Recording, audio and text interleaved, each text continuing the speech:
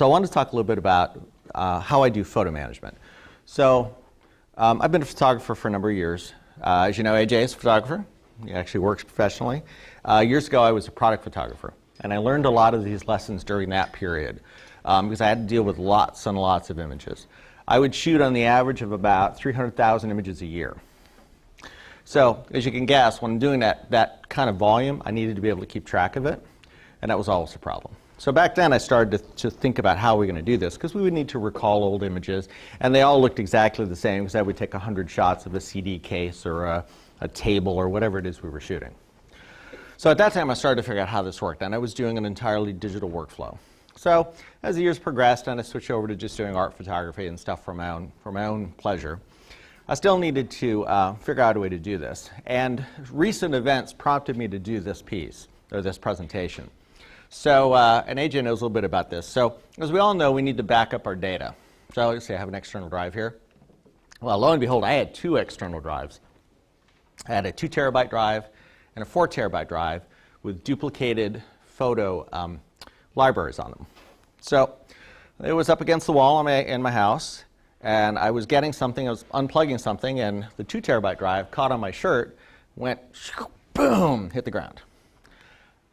Okay, that sucks. Lost a bunch of stuff, and all my photos were on it, but I had a duplicate on the 4 terabyte drive. So that was not too bad. I only lost a few hundred photos.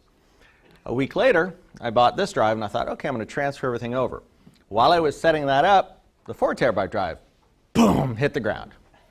Brought them both into Western. Downstairs, the Mac guy looked at them and said, sorry, they're gone. I had 65,000 images on them that I shot. So that's what prompted me to come up with this workflow. Now, as luck would have it, I was able to recover all 65,000 images. But it took me about 4 weeks to do it, and a lot of panic, because I had pictures of my trip to Spain, I had pictures of my son from when he was 2 years old growing up, a lot of really important pictures on there. Especially I had photographs of from my father before he died, and I had a photograph of the only photograph we have of his discharge papers from World War II. So it was good that I recovered it all. But it prompted me thinking about how we need to deal with this, because all of us have devices in and on our persons, or we have them in our bags or in our backpacks that can record media, all right? Whether it be still photographs or video.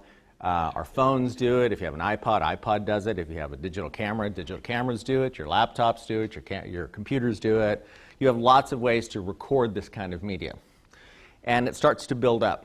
And one of the things we just need to think about is how we manage that whole ebb and flow of media. So what I want to show you is just a little simple pathway that I've developed. So let's start off with the basics. Let's see. I also have my camera with me. So whatever device we have, all right, we can take the images from that device and put it somewhere. So we'll start with the basics. Where do we put it? Well, there's a couple of different ways to think about this. I usually have some form of a hard drive, usually multiple hard drives, that act as a sort of immediate staging area. This is not its permanent home, or at least not anymore, but it's a place where I'll put stuff and I'll work on it short term. I then have to make sure I upload these to cloud services or wherever I want them later. The other thing you need to remember is that you'll develop a lot of pictures. If you're like me, I shoot hundreds and hundreds of things, and maybe I'll use 2 or 3. So you got to remember a lot of those are just junk and you can throw them away. You don't have to keep every single little bit, but you do cull through them and figure out the ones you want. So let's go through this process. Now, I also wanted to think about tools that I could recommend to people that are free or cheap. I like free better. So let's start with the basics. Camera, film card.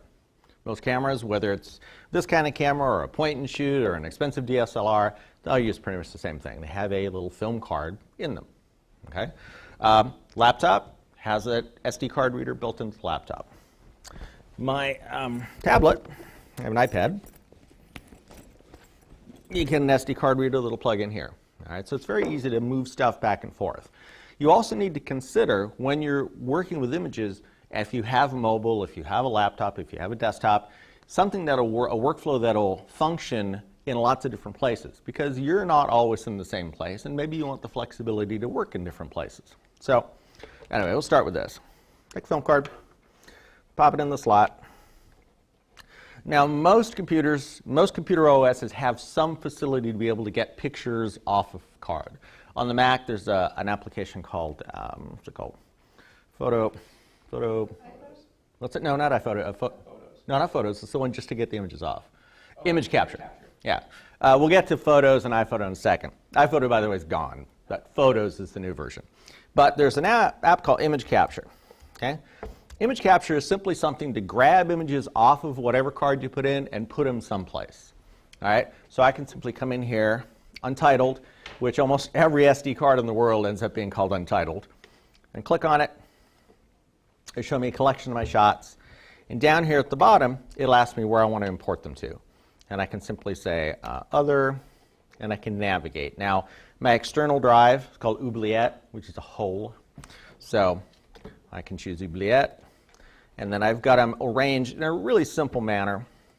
Come in here, I have my year and then my month. So in this case, I've got May. And inside of that, I usually do them by whatever day I'm capturing them. So today's being, I think, the 18th, 17th. So I would just do 5/17. Okay? Now, so this is how this process works.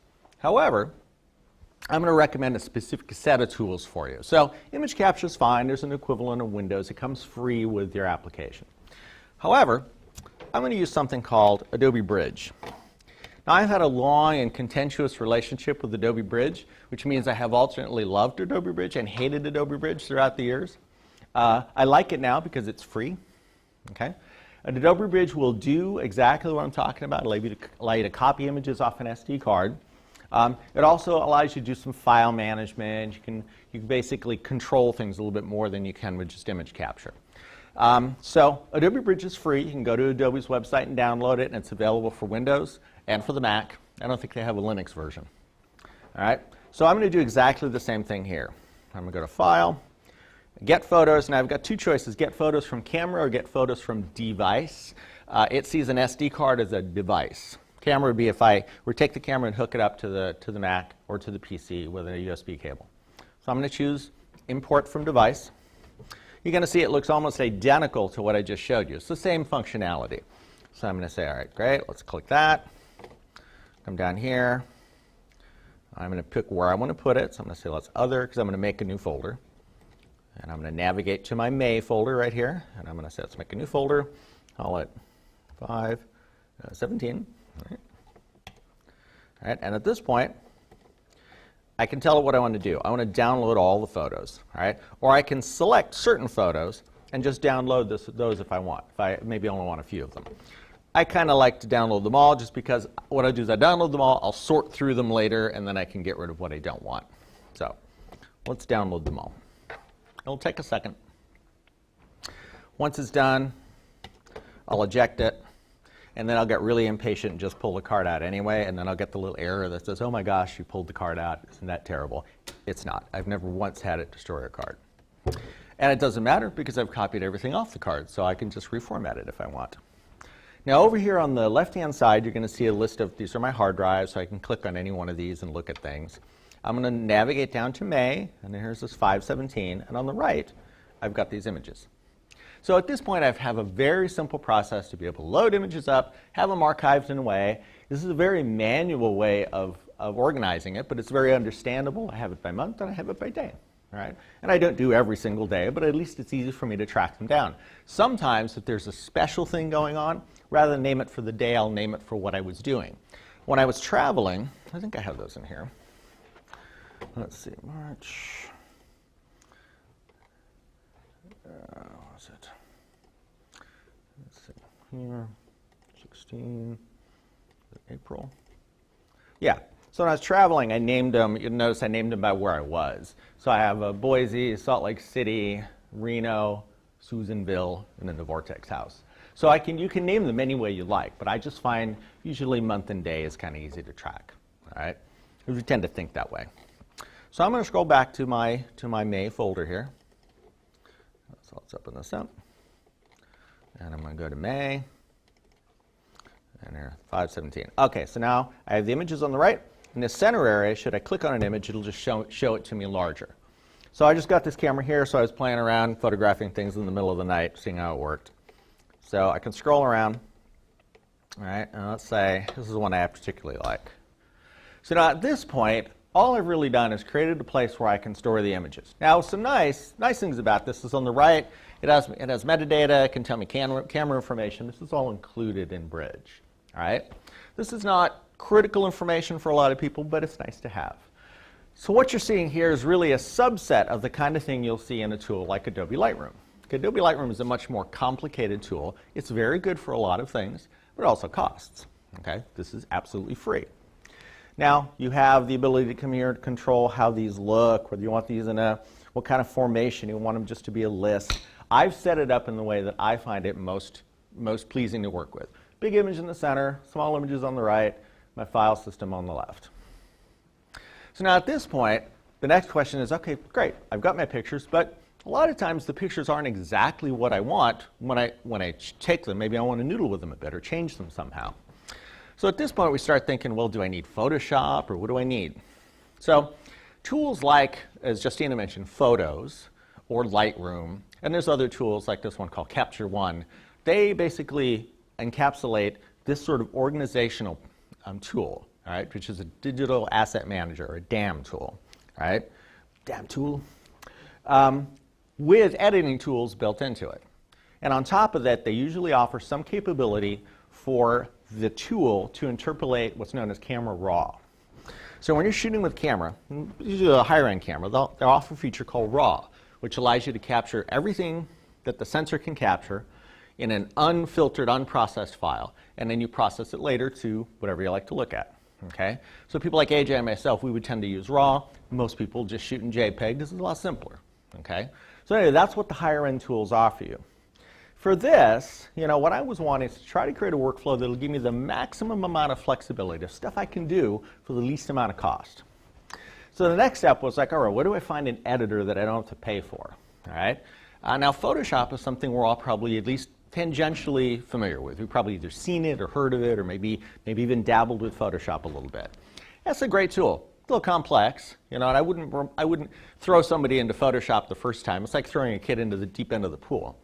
But I think that there are tools out there that are available that do a good job allowing you to edit images, right? Give you a subset of the kind of functionality you'll get in a Photoshop while still being either affordable or easy to use or both. So for that, I tracked down a tool, actually that AJ turned me on to, called Polarr. P-O-L-A-R-R. For about 3 months, I was calling it Polarr until I actually talked to one of the people who runs the company and said, nope, stupid, it's Polarr. So Polarr works like this. Now, I've installed Polarr on my computer. It's free. It comes in two versions, a free version and then a premium version. There's very little difference between the two. Mind you, the premium version is a whopping $5. Okay, so it's still very cheap.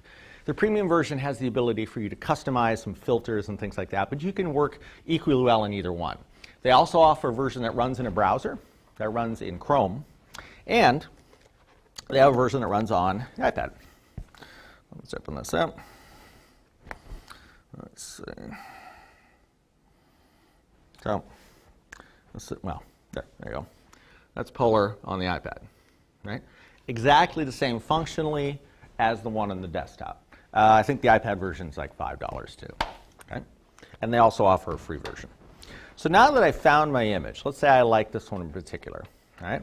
I simply right-click on it, and I have the option to open it with something else. So in this case, whether you be on a Mac or PC, you'll get a list of all the different apps you might have available that can open a graphic, all right? So I've got all these kinds of things. You can see I got a ton of them. So Polarr is right here, okay? That's the default. And I have some other things that I'll show you, which another one's free, which is called the FX. It's called the Nick Tools by Google. But let's start with Polarr right now. So I just go down and pick it. All right, so open with Polarr. So at this point, it opens up Polarr. So functionally, what this allows you to do, you'll see that I've got a bunch of images that it memorizes. It remembers the images that we've had open. And in fact, Justina can see one right here, which we used on the front of the latest thing we printed. So I actually took it in here and edited it. So anyway, I'm going to come back here to this image in Polarr. All right, so it shows me the image. I have a series of tools on the right-hand side, and they're in the form of icons. They look exactly the same whether you're on the iPad, whether you're on the phone, whether you're in the desktop version, or whether you're on the web version through Chrome, and it's available on Windows, on the Mac, and on Linux. It's all three. Okay? On the left-hand side, you have some easily applied filters if you just want to try some of this. You can also come up here and there's a list of the different filters you have. Now, where Polar makes a little bit of money is they allow you to buy filter sets, and I did buy a few. They're 99 cents. But you can come in here and apply some of those. And I have some that simulate different kinds of film, different colors, but you totally don't need any of those. So let me back this up a bit. Nope. All right, so let's start with that. Okay, on the right-hand side, I've got some tools, a really simple set of tools, and then across the top. Across the top, I have a crop tool, all right? And I also have the ability to choose an aspect ratio, saying, well, maybe I want it square, or maybe I want it rectangular, and it gives me all the different, like, I particularly like 3:2 crops, all right? I can then come in here and make a few changes, say, well, let's crop it like that, like this, all right, apply. Now I can come in here at any of these tools, all right, and say, well, let's choose optics. Because I'm a big fan of it having a bit of vignette on the outside, so I can come in here and choose that. You know, what that does, it gives me a little darkness on the edge of it. I can highlight the center, so I like to accommodate that and make whatever changes I want to a particular image. All right? So all of these allow me to go through that. Detail allows me to sharpen it. This is lighten and darken it. Color, of course, is adjust colors. And then I have the ability also to do some toning, which would be something like this. And come in here and say, oh, well, I'm going to give it the highlights a little bit of a blue flare, and maybe add a little bit of green in the shadow so I can control how that looks. So once I've made my changes here, all right, I have the ability to come in, and you'll see at the top it also provides me with some of the EXIF information from it, so it tells me what size it is and all that kind of good stuff. On the right-hand side, on the left-hand side up at the top, you're going to see I have some options here for sharing. Okay, so I can export it. All right, I can export it to Twitter, to Flickr, which is where I share photos. I can have it go into Photos, which is the built-in tool on the Mac. All right, or I can just export it as a file. All right, if I export it, I can call it Fernie. I could choose what size I want, what quality I want, and then I can save it. And it'll ask me where I want to save it. Well, I'm going to. What's that? Out of Polar, you cannot. You can save it as JPEGs or you can export it. But there are other options. I'm going to show you the NIC tools, which do allow you to save it both as uncompressed TIFFs and as JPEGs. They're a little bit more, they're not as an all-in-one tool, yeah. Send it somewhere. I'm about to show you what that means. So here, I'm going to put it back into the folder that it started in, 517. Okay, now, I can just get out of Polar. You'll notice now in 517, if I scroll around, there it is. So it automatically updates in Bridge. All right, so the process now is to get the pictures off of whatever device, put them someplace that can organize them, and then take them to an editing tool that allows you to edit them and make some changes. So now, yeah. So it still exists the way it did before. Yep. You change it in Polar. Yep. It exists in Bridge. Yep. You have a second version. You have a second version. Now, the reason I do that is I always export it with a name. All right. If I don't export it with a name and I were just to save it, it would overwrite the original. So that's another thing. That's just sort of a, as you're working on it, a way you want to think about it is you also want to think about not deleting your original piece. So now, to answer your question about, well, I want to save it in maybe something other than a JPEG, you could do that as well. So for that, I'll use a little bit more extensive kind of editing tool. So I would go to something like the Google NIC Suite. Google NIC Suite is free, NIK. And what that is a suite of tools that allow you to edit images. Okay? Now, they're broken up into what the purpose of the particular editing tool is. So let's pick another image here. Let me scroll down and see what I got. Okay, so let's say I like this. All right? Again, I can right-click, open with, and I'm going to have a variety of these tools. Now, I'll point them out to you. They don't all say NIC on them, but color effects, that's one of them. Let's see, silver effects, which is is a black and white version. There's what else? There's a couple other ones. HDR is one. define as one. So I'm going to go to, since I like black and white, I'm going to go to silver effects. There we go. So what that is, it fires up the suite of tools made by Google or owned by Google. So I can open it up and you'll see a similar kind of thing. On the left, I'll have different filters I can apply. If I want to just, perhaps do some particular things. On the right, I can control things like brightness, contrast. I can even come in here and put control points and have just those points. So if I wanted to control something like, say, just this area, I could say, okay, just in that area, whatever controls I make on this control point, it'll only apply there. One thing I could do is I could bring a color image in, and then I could put a control point. It'll convert to black and white, and I can say, just colorize that little bit. So I have a little bit more control. It's a more extensive kind of tool than you would see in Polar. All right?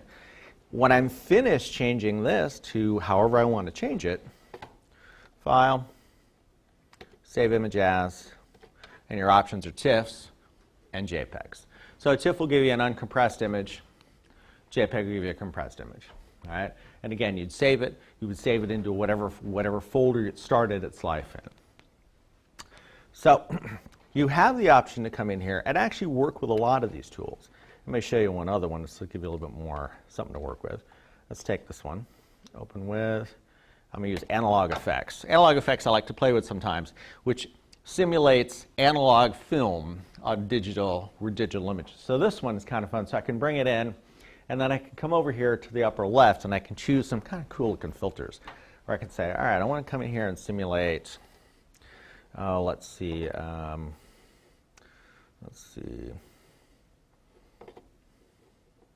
a toy camera. So then it'll give me some toy camera effects.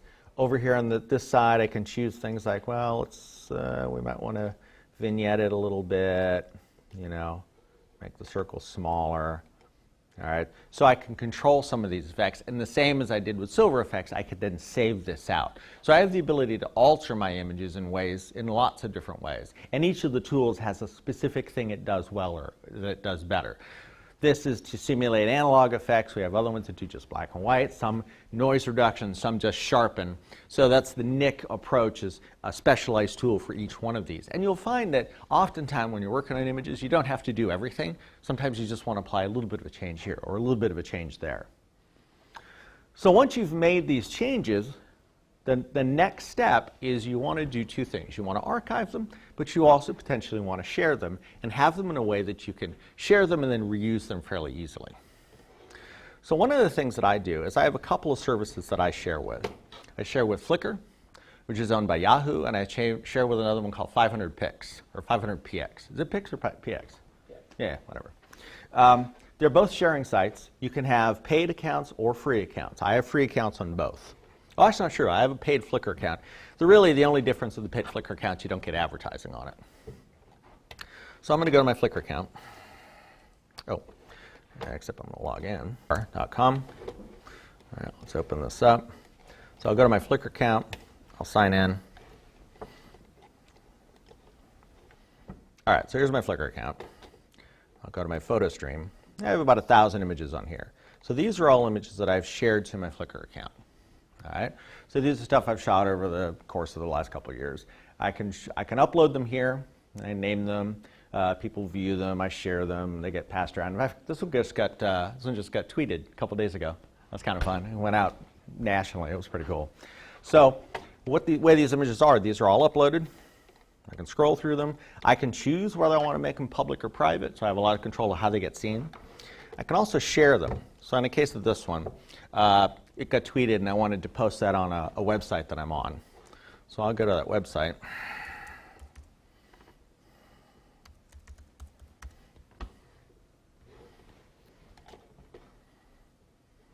Okay. So now I can come in here. I won't do it, but I'll start a new forum. I'll start another post. All right. So if I wanted to post here and I wanted to add that image, I simply go to Flickr. And over here in the lower right, I have some options. I can click on the little image and I can edit it. I can delete it if I wish. I can download it, or this little arrow means I can share it. And it gives me options to share. Do I want to share it to one of the major services? Do I want to embed it, which I can do? And in this case, the site that I'm going to use is BB code. So I'll simply copy the BB code. And I can choose what size I want it to display in. Go to the site, paste the BB code in there. And I have found out over the years that you need to go to the name and put it on its own line. Otherwise, the name wraps funny. So when I preview it, here's what you see. I've posted it on that site.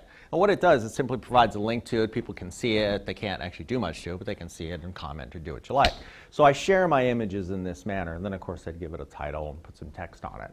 So, and my image doesn't look nearly that blown out in real life. That's the projector. So I have my images up in places where I can share them and have them seen. All right. So Flickr is one of them. And the other one is one that AJ turned me on to. It's called 500px. All right. Similar kind of thing. Oh, it looks like somebody commented on one of my shots. Okay. And again, I can go to my photos. You can see that my photos are sitting here. And these are all uploaded in an area that they can be managed. Now, these are curated. Both Flickr and 500px are curated, and they're the ones I want to share. But then there's other ones I don't necessarily want to share, but I want to keep. Case in point is when I thought I lost my drives and I recovered them, I found lots of pictures of my son when he was really small. Especially one that would have been heartbreaking to lose. He was dressed as Superman, just like, I think he's 2. So there's another option, which is you need to have a place to store your images, someplace safe. Now, hard drives do work. I've done that for years. Yej's done it for years. A lot of us have done that. But there is always the potential for a hard drive to meet a catastrophic end, which, like I said, happened to me twice. So you need to have a backup plan. On top of that, you start to think about what are those backup plans. Does that mean Dropbox? Does that mean Google Drive? Well, in a way, cloud storage is one way to do that. Unfortunately, Dropbox is not unlimited storage, and neither is Google Drive, so those have a cost associated to them. However, Amazon to the rescue. Amazon has a feature called, I think it's called Amazon Photos, Amazon Drive. What that is, it's not quite free. Now, let's see. Let's go to Amazon Photos.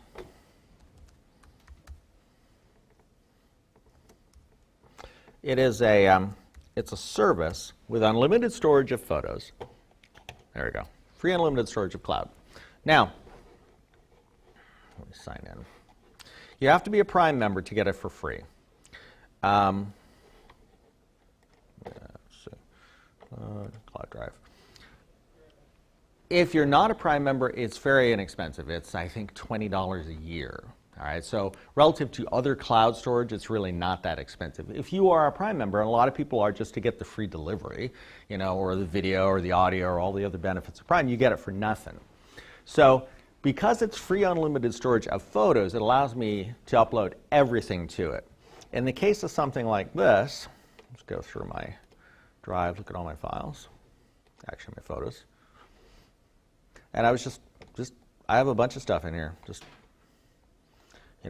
lined up by day and date. Oh, there's me getting my braces worked on. Yeah, some of them are kind of embarrassing. It's my son playing in a big pile of toilet paper. But you get the idea. You can upload absolutely everything and have a backup copy there. So what I have is everything uploaded here. I have another copy on a hard drive. Should catastrophe arise, I can always download them and replace them. All right. Now, do I prefer the hard drives? Yes, I do. It's easier to access. I don't have to be online to get it. So, and hard drives are fairly inexpensive. This is a 2 terabyte drive. I think it cost me $80. But they're not going to last forever. No drive does. So what I do is those I cycle out. Every few years I buy another one, maybe a bigger one. Maybe $100 every couple of years to buy a 2 or 4 terabyte drive. And then this is a backup. All right, where I have them here as well. You can never have too many backups. That's the thing with photos. You can generate a lot of them. And you don't realize it when you lose them, it's a big deal. It really is. Then you start realizing everything you lost. So it's a good idea to just keep in mind, if I'm generating this stuff, I probably want to keep it somewhere. Now, another thing that's nice about their Amazon storage is you can do photos and videos. And if you pay the extra amount, I think it's an additional $10 or $12, you can store any kind of file there. The free with Prime is simply photos and videos, but there's a fairly small upcharge for an annual contract. I think it's $12 or $10, something like that, additional. Yeah, and then allows you to store any kind of files. So you could store things that you would store in Dropbox or Google Drive. The downside is it's not terribly well organized. It's basically a big block of stuff, all right? So you do have to sort of be able to go through it and say, oh, I want this or that. But it is a fail-safe, and that's really what I recommend. Yes? Does it do folder structure? Yeah, it does. It has folder structure, but as you'll see, it's not the most impressive folder structure. Here's all my files. You know, videos, pictures, documents. That's pretty much what you get. So it's not, I mean, yeah, it's not great, but what this functions as to me is this is your fail-safe.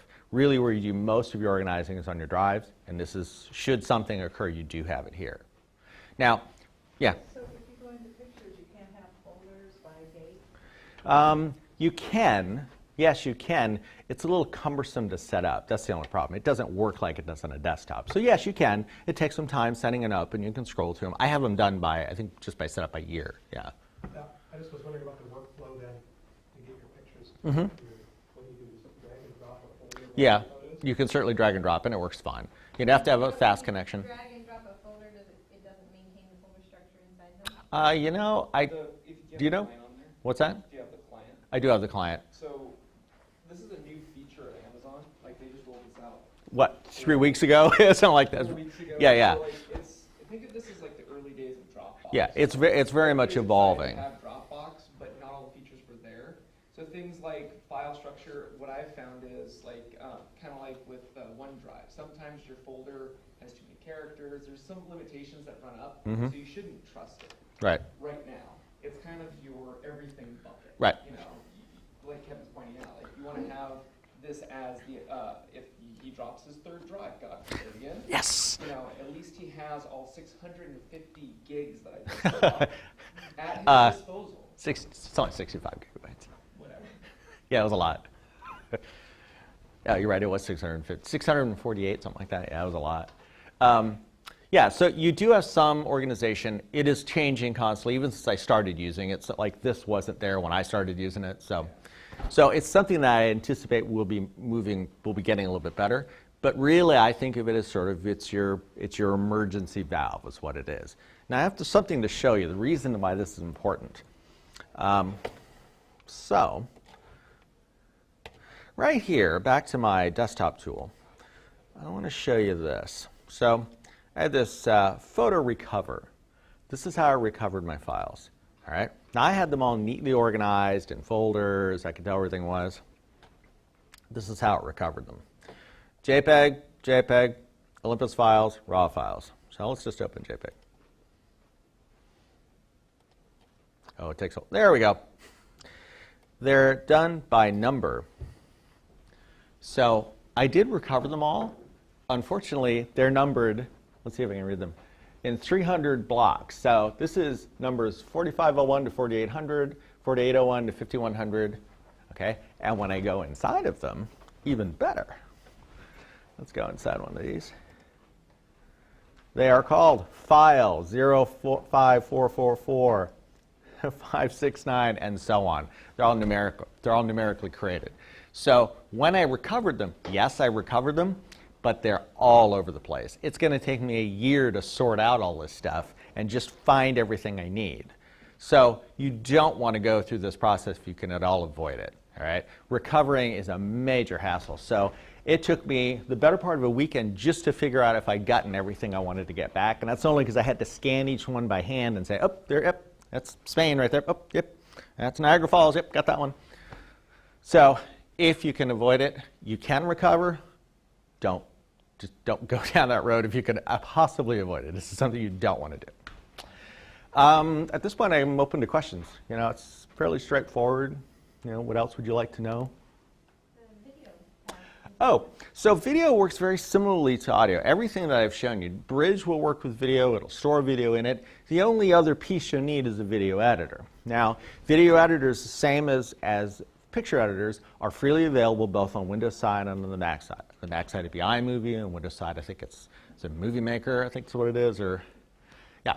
So Though you would go that same route. Now, one of the differences is it's a little bit more difficult to have an online video editor because of the problems because of the size of the files, throughput, connectivity. So you really want to have something local for doing the editing. Whereas the picture editor, you can use something like Polar, that's the Chrome version, and that works fine. I do have some videos that I can show you, for instance. Let's go back to my cloud drive. All right. Let's close this. So, cloud drive, all files, photos and videos. Let's see, videos. Oh, yeah, fine. All right, so here. All right, so.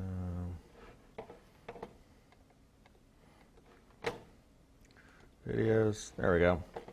So, my son, preparing for his, can you see it's kind of dark. He's dancing pop and lock. He's preparing for his talent show. Another one I can show you. So I am able to also store videos online in the same way. I'm going to get to one that's not so dark. Oh, here we go. We were walking by boats we would never be able to afford. Yeah, I was like, wow, that boat is $600,000. Awesome for them. So I can store them up here. And what's an interesting thing is most cameras and phones and such will grab little bits of video. I mean, we probably do it all the time. We'll video for this, we'll video for that. Still, the important part is having some place to put it. Now, I'd like to bring up one other little point, and this comes up a lot in our instructional design conversations too. There's what I like to call two types of video. There's video is a sort of highly produced, oh my God, it's a video. There's that. Then there's just video, the stuff that you pull out your phone and you're like, yep, that, here's a picture of a bug, this is me eating cereal. They're different kinds of things. One is something that is a production. It has value, but it's a thing unto itself. It's a combination of video clips and creating a third entity, which is this highly produced thing, right? And they're great. They can be fantastic. Video can also exist just as a sort of thing to document things or to grab stuff. For instance, when I was teaching science, if I wanted to talk about an earthworm or something like that, there's never an earthworm in the dirt when you need one, right? It's always over there and you're over here. So there's that moment where you're digging in the garden and you find that gloriously huge earthworm that you just want to show somebody. It looks like, looks like a kielbasa. And you're like, oh, earthworm. So you pull out the phone like, earthworm, check it out. Or that huge spider that appears at midnight walking across your floor, but you really want to get a picture of it, and it's scaring the crap out of you because it's so big. So there's that, and I call that sort of disposable video, in that you grab it, it's for a purpose, you don't really see ever needing to edit it or do any big production value. It's just the kind of thing that you present wholly. It's like, here, check this out, This is the bot fly in my arm. Check it out, it's coming out, whatever that is. I just want to grab that moment. So I think we need to think of video in two ways. One, as something that can be edited into another thing, or two, as it's just sort of clips that we grab. And this has been made a lot more easy with things like cell phones. I mean, your cell phones all will shoot 4K video. How often do you see people now just, I got a shot of my son on the zip line. Who went to the carnival this weekend? Yeah. See it on the zip line, him and his friend jumping off and yelling crap as they went off the zip line. I'm like, yep, gotcha. That's another use for this kind of thing. So, what's that? Oh yeah. And I think most of us, our phones are probably 3/4 full with, the birthday party or screaming when they saw the spider or whatever it was. So that's another type of media, and I think it almost needs its own little category. I mean, yeah, technically it's video, but it's a different thing than video, like how you see video. Yeah. So I have two questions. Sure. So I take tap dancing classes, and Okay. I like sometimes to watch them slowed down. Sure. When I'm practicing. Sure. I take a video of my teacher doing Mhm. it, and then. So I have some apps on my phone, Mhm. slow motion video. They're pretty lousy. They are. They'll suck. What? They all suck. Yeah. Yeah. But I mean, yeah. But is there an editing that if I brought it onto my laptop, I could edit them that do slow down? Most of the desktop apps will have the ability to slow stuff down that works better than the stuff you see on the phones. The one I've had experience with, obviously, is iMovie, because I use the Mac all the time. iMovie does it. There's just a little picture of a rabbit and a turtle. You just click on the turtle and slow it down. And it can slow it down about, was like 100%, I think it'll do a slowdown. I don't think it does any more than that. Yeah. It's about 100% slowdown. So is there a Mac, is there a Windows version? A Windows- Well, most video editing, most modern video editing apps will do that. I don't know if the free one on Windows. Movie Maker is- Yeah, I'm not sure. David, do you know if Movie Maker does that? Movie Maker is really, really simple. What would be the equivalent of iMovie on? Oh, yes, there is. There is. Adobe makes it. It's their mini Premiere. What's that thing called? Premiere Elements. No, Premiere Elements. Oh, no, that was Photoshop. No, there's a Premiere Elements too.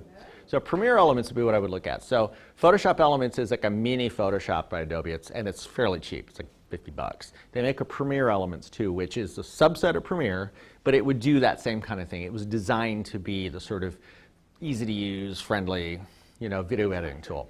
It's for PC. Oh, it's not free. Free.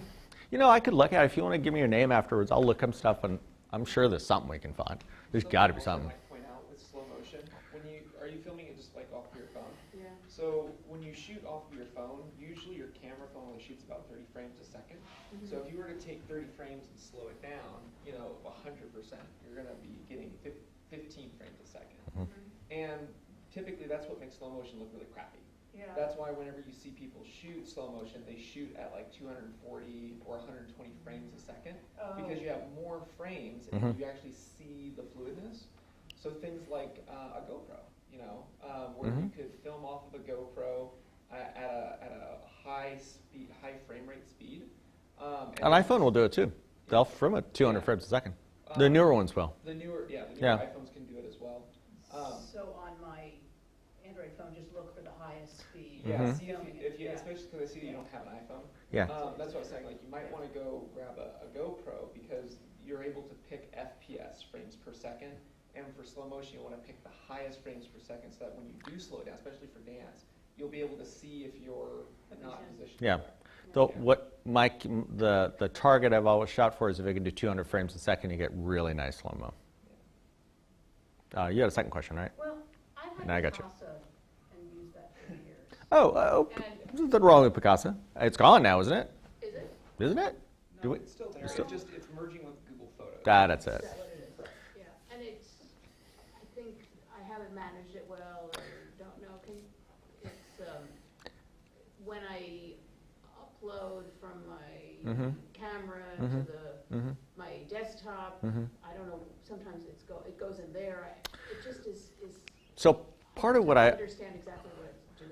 Let's see, part of what I really believe in is manually controlling the whole process. That's one of the reasons I copy it to a folder and I control where things go, because I don't like the device or the software deciding where stuff should be. If it's in a library or stuff, I want to say it's in this folder and I put it there and I know where that folder is, so I can almost go back to it. You can pull stuff off of an Android phone just like you can. You could use, if you plugged your phone in, Bridge would do the same thing. It would allow you to pull stuff off and you could tell it where to put it. It would see it the same way. It'd see it as a device. So I'd recommend the first thing is you control where you put it. Figure out a folder where you want it and put it there. In terms of Picasa, my opinion of Picasa is it's okay. It's kind of getting old in the tooth or long in the tooth. You might, old in the tooth, that doesn't sound right. You might want to consider looking at something just a little bit, they haven't updated Picasa in forever. So, if I were you, I would actually look at something like Polar because it's free and see how you like it. I think it's a little bit more modern, it's a little bit more fluid, and in some ways it's simpler. It's really like, your stuff's here, I'm going to put it there. It's less to deal with. See, the task of managing photos is fairly monumental. There's a lot of stuff you got to think about. So it's in your best interest to simplify the process all along the way, which is what I was trying to do here. It's like, put them here, use this, put them there. I don't know how it'll work on an Android, but Real Director for iPhone was pretty powerful for doing Slow-mo?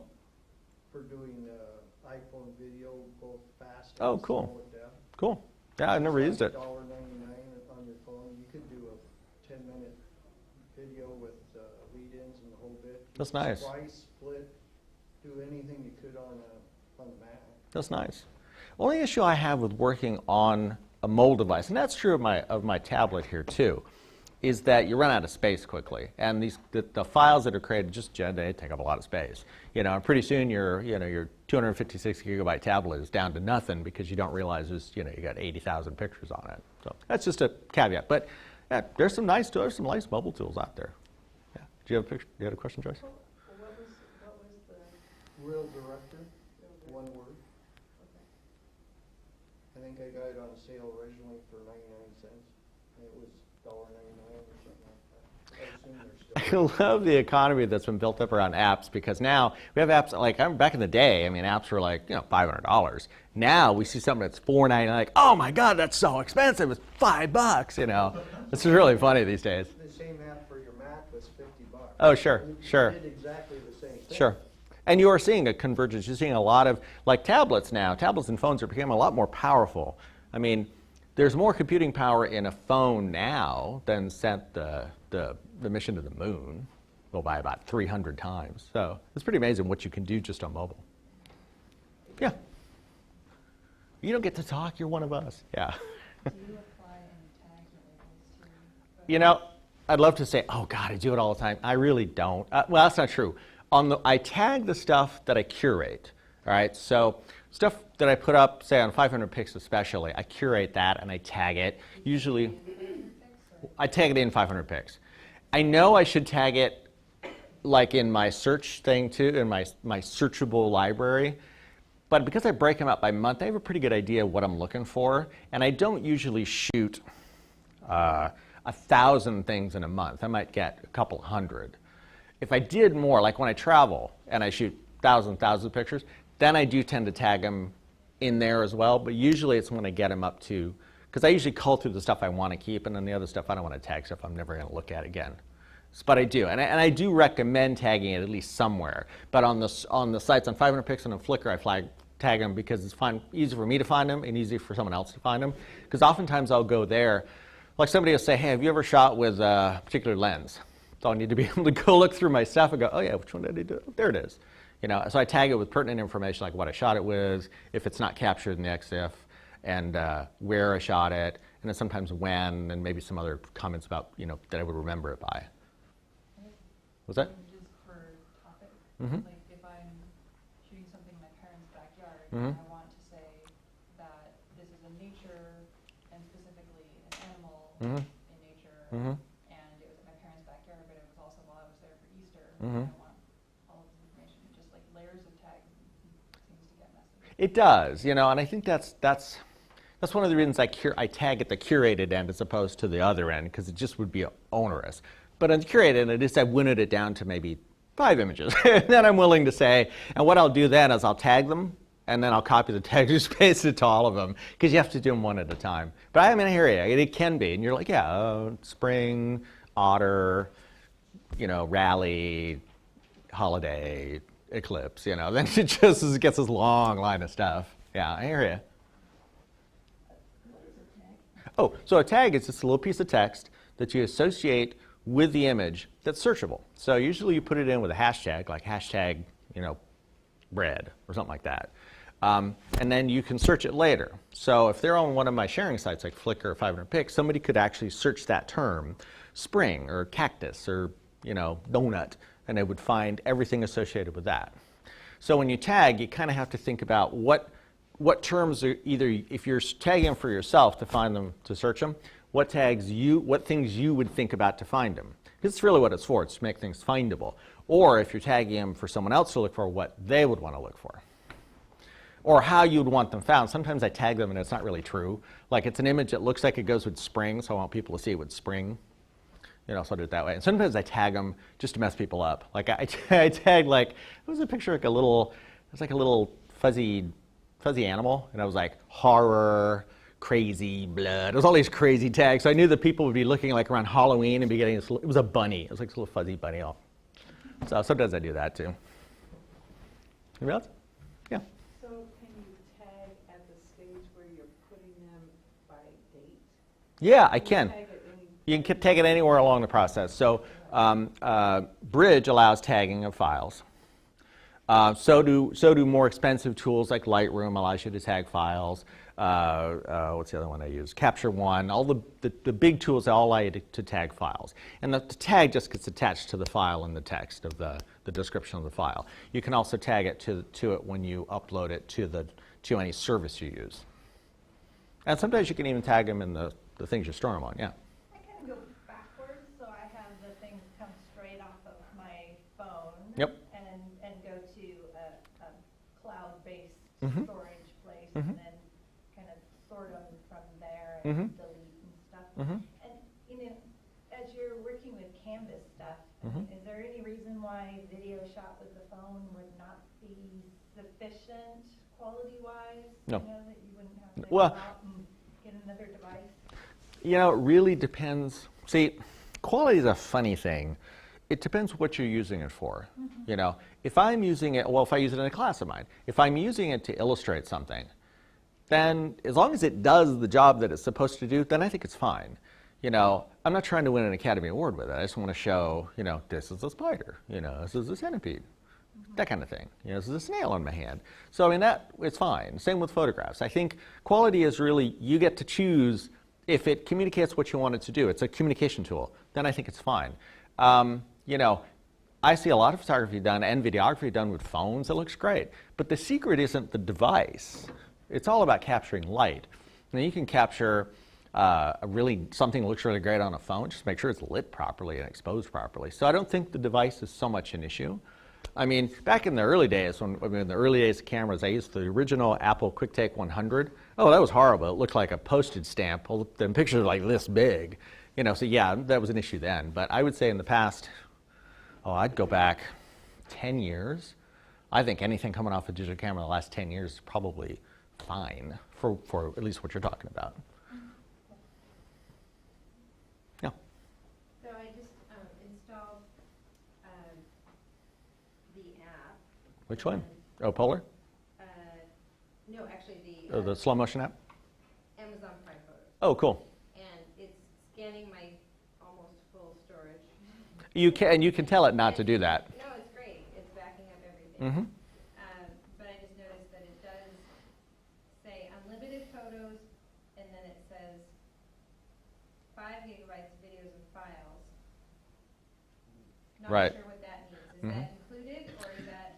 The 5 gigabytes for videos and files is included in the basic, and then if you pay the extra, it'll be unlimited videos and files. But the photos, anything considered a photo, and by the way, JPEGs and stuff like that are considered, it thinks of them as photos. So yeah, so any photo, which is where you produce most of your stuff, is all freebie.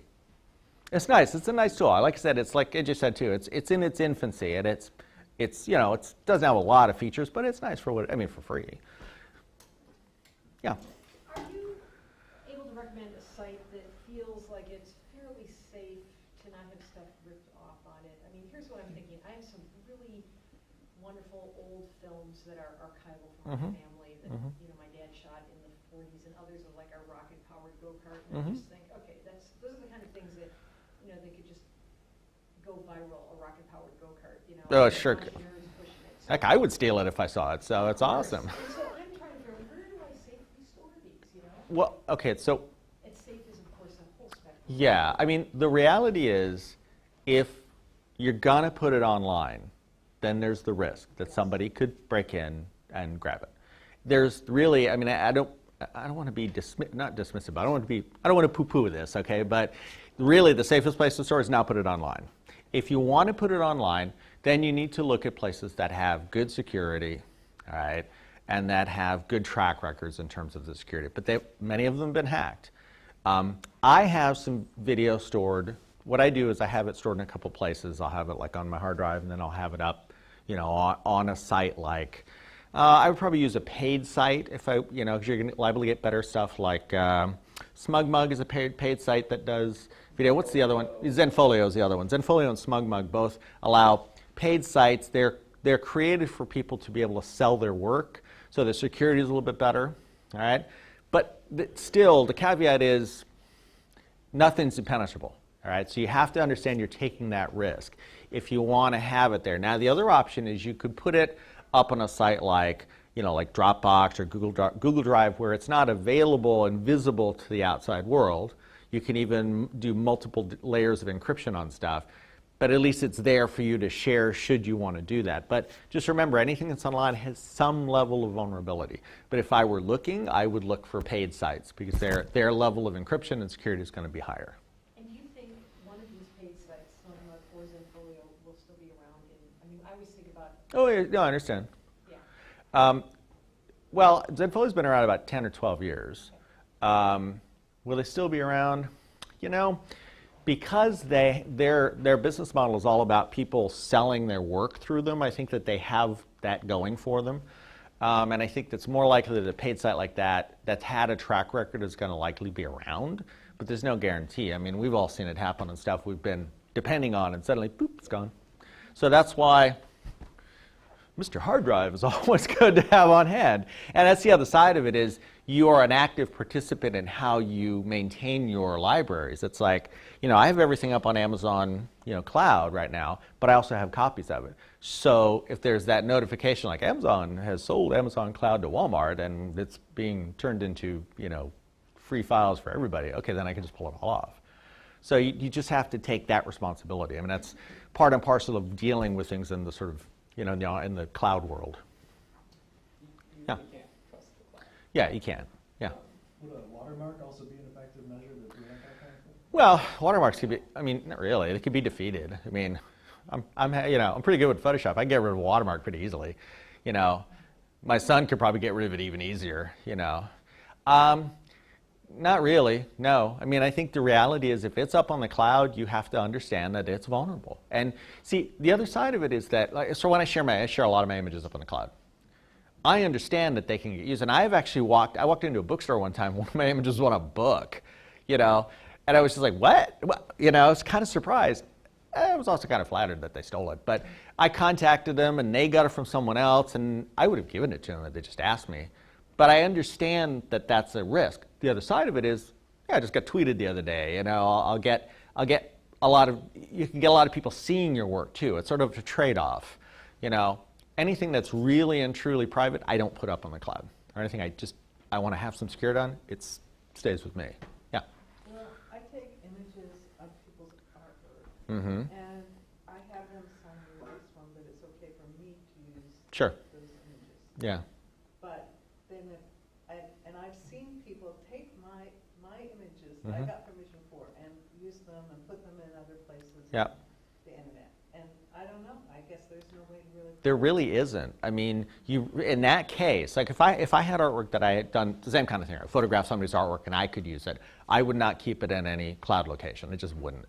Because there's that other side, is you're the only one granted permission. Now, then it goes back to things like, well, maybe they should have Creative Commons license or some kind of license on their artwork. But at that point, it gets a little, you know, who's responsible for controlling that? The reality is you have no way to guarantee to the person that that work is not going to get used. You can do your best effort, but things can happen. So I think in that case, I would keep it offline. That's just really anything you can do. Put it in the Amazon. No, I wouldn't put it in any sort of cloud service, just because that's a risk. You know, and in the case of your situation, that's a risk. Like if it were you, I wouldn't take that risk. Because you've gotten permission, but it's only for you. It's like, nah, that's too big a risk. You know, if eventually there were an entirely secure thing where you could only unlock it with like a drop of your blood and, you know, eye print or something, maybe, but. Do you know Art Store? No. That's another kind of storage device that supposedly only you can access or those people that you allow. Really? Is it a physical device that's encrypted like with your fingerprint or something like that, or something along those lines? Yeah. What is it? Have a password and. Well, and there are things you can you can certainly double encrypt. Like you can encrypt files and drives, you know, multi-layer encryption where you have to have another device plugged in and then you have to have a password. I mean, you can encrypt stuff like that, but once it gets up to the cloud, then it's fair game. Oh. That's the problem, is once it's out there, Yeah. there's no guarantee, there's no keeping people out. I mean, Look at any celebrity. yeah, that's right. Jennifer Gardner or Yeah. any of these people that use iCloud. You know, you take a picture on your phone, and let's say you take a picture of something you shouldn't have, and it automatically syncs to the cloud and somebody hijacks it. Or if the FBI gets a warrant, they can look at it, whatever. If it touches the cloud, it's outside of your realm of control. One of the technologist arguments when we hear those stories, like, you know, yeah, like some star that's like, oh my God, you know, my nude pictures of myself are up, or my sex tape got out. our first response, like, why did you put it up on the cloud? Like, I mean, yes, it was wrong and that person should be prosecuted, but what are you, stupid? It shouldn't be out there because there's no way to protect that, let alone upload it to iCloud or Google Drive. I mean, my God, there's just that, there are some things you cannot protect that way, or you can't guarantee that it's being protected. That's why, to me, like my photographs, I don't care. Somebody going to download, a picture of my son playing in toilet paper. I'm not worried about it. Wait till he runs for president. Well, see, then I keep them all, and I told him I'll blackmail him when he gets 18 and has a girlfriend. I'm like, yep, come to me, you'll do what I want. One quick question. Yeah. Once you have it on the cloud, can you pull it off the cloud? Oh, sure. Okay. And you can delete it. Because I'm thinking, oh my gosh, there's one thing up there I would like to pull down. Well, you can. I mean, it's not that embarrassing. No, I understand. You can pull it down, but you may want to talk to the cloud supplier to make sure that they delete any backups they have of it. Typically, there's a 90-day buffer on any Yeah. cloud service because if Dropbox, especially, Sure. a lot of people, even your free account, you have revisions. Like if you I just helped somebody in Old Main about this who was using Dropbox, and they accidentally deleted an end-of-year report. And I showed them it's on the cloud still. It's on Dropbox for 30 days. And they were floored. I can say the bacon, but it's one of those things where, oh, you mean it's still up there? Even if you delete it. So, yeah, any of the terms of service for any of these services, make sure, Facebook especially, Oh, yeah. hanging on to your data for 180 days after you leave their network. So, it's one of those things where if you did have oops, I accidentally uploaded something I shouldn't have, make sure that you're aware of what their data retention policy is under the UR. Yeah, I would definitely check that. So yes, you can remove it, but understand that you might have to go an extra couple steps, yeah. So when people are finding these things, because whether it's a celebrity or Sure, her, sure. Archival photos, Yeah. are they finding them by tags or are they just finding them in other ways? I mean, in a way, Typically, yes, to me, some of what you can do, I would think, if they're finding them by tags, is just misleading tags. yeah, it's not. But It's not quite how it works. What they'll do is they'll do an attack on a system, and they'll just grab everything. And then when they grab it, they don't even know what they're grabbing. They just grab everything. And then once they get it, then they sort through it and go, ooh, look at this. This is going to make us some money. Yeah. Yeah. Tags, tag or not tag, it doesn't matter. They'll just pick out a target. Who do we want? We're going to take down this system here and then grab everything on that system. So you can not tag if you like. It's not going to do any good. Google will crawl it Yeah. and put it on their search engine, whether you tagged it Or not. Yeah. You put any picture on and then start searching for it on Google about a month later, you'll find it. Mm-hmm. Well, fun fact, if you actually go to image search in Google, you can drag and drop a photo into the browser and it will search that photo and look for likes? Look for something similar. Yep. So you don't even have to type in a photo, you just give it a photo and it looks at the character recognition. Say that again, what did you do? If you go to image search at Google, Okay. so instead of typing in like Kevin Dixie, if I had a picture of Kevin Dixie, I can drag and drop it into my browser in image search and it will, of Kevin, like let's say it's a pretty picture of Kevin, like. See, I don't show up on film though, so it's not a problem. Yeah, any photos that have because it can read faces. Yeah. It trawls, images for faces and for colors. It will show me images based off the one that I gave it. Mm-hmm. And that's what I do to check for my professional photography to see if anybody hijacks my stuff.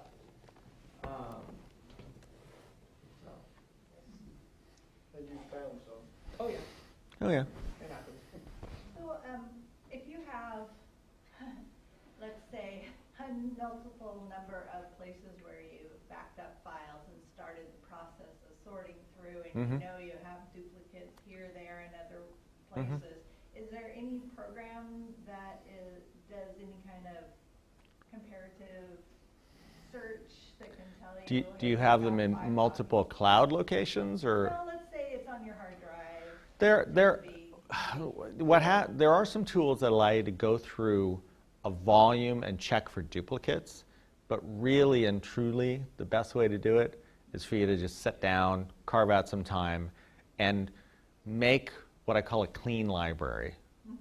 Because it allows you to do one other thing which is very important, allow you to cull through stuff. Because that's how I think, cull through, take out stuff you don't need anymore. 'Cause that's one of the things we all do it. AJ does it, I do it, you all do it. Is you just gather stuff and you collect stuff. You got to go back every so often and look at it and say, wow, these 10,000 pictures I don't need anymore. Boop, gone. You know. There is apps, I don't trust them, but Yeah. two that I have used in the past, one's called Gemini, which will look and compare files and see if you have like, all images start with a DSC and then a number. And so if you have duplicates with the same number, it will show them to you. Yeah, But but if you shoot with multiple cameras, See, and the same number, yeah. it doesn't recognize the actual image. yeah, It it's, knows what number. I agree with AJ. I don't trust them. You're really better off just sitting down, using this computer and just saying, okay, what do I need and what I don't need, and craft a clean library. I used to have some face recognition software thing. That's always funny. Can't remember what it's called, but yeah. And it's built into a lot of things now, too. Yeah. Google does it with their services and stuff, and it's kind of funny what they think is a face, because like Kevin and I take pictures of statues all the time, and you know, I'll have a statue of a gargoyle and it says, "Is this Kevin Dixie?" You know. Oh, well, that one was. Yeah, it was all painted gray and posing, so it was me. Right. Yeah, I did it one time where it was a picture of like a person, like big hairy dude's belly, and I thought it was like my friend. Is this Tom? I'm like, no, it's not Tom. It was like just like somebody sunning. It was like their hairy belly, and I thought it was this person. Facial Like, recognition. yeah, it was pretty funny. Security protocol. So that's it. Thank you for coming.